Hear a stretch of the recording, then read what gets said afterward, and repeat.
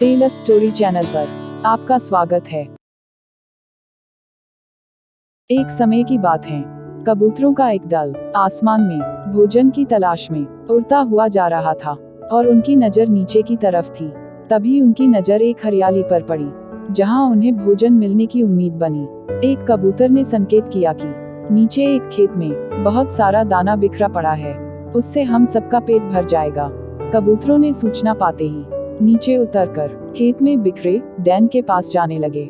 सारा दल नीचे उतरा और दाना चुनने लगा। तभी उनके ऊपर एक बड़ा सा जाल गिर पड़ा और सभी कबूतर उसमें फंस गए। उन्हें समझने में बिल्कुल भी देर नहीं लगी कि वास्तव में वह दाना पक्षी पकड़ने वाले एक बहेलिये ने बिखेर रखा था, ताकि जैसे ही पक्षियों का झुंड आकर दाना चुगे और वह उसमें फंस जाए। उनमें से एक कबूतर बोला, ओह, यह तो हमें फंसाने के लिए फैलाया गया जाल था। भूख ने हमारी अक्ल पर पर्दा डाल दिया था।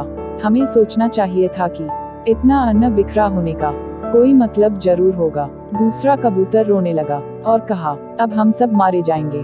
बाकी कबूतर तो हिम्मत हार बैठे थे, पर उनमें से एक बूढ़ा कबूतर भी था जो बहुत बुद्धिमान था। उसने कहा, सुनो, हम चाहे तो बच सकते हैं।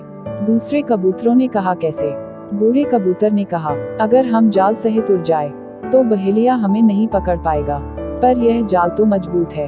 उनमें से एक कबूतर ने कहा, यह जाल सिर्फ तुम्हारे लिए मजबूत है, हम सब के लिए नहीं।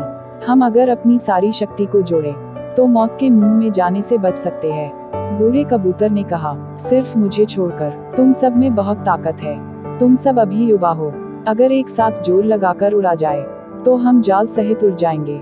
बूढ़े कबूतर की बात सुनकर और कबूतरों का हौसला बढ़ गया।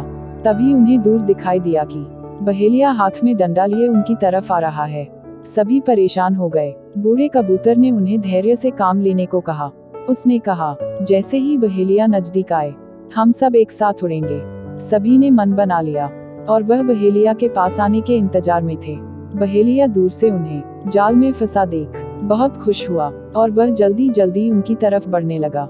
वह जैसे ही उनके पास आया, सभी कबूतर एक साथ जोर लगाकर उड़े और वह जाल सहित आसमान में उड़ गए।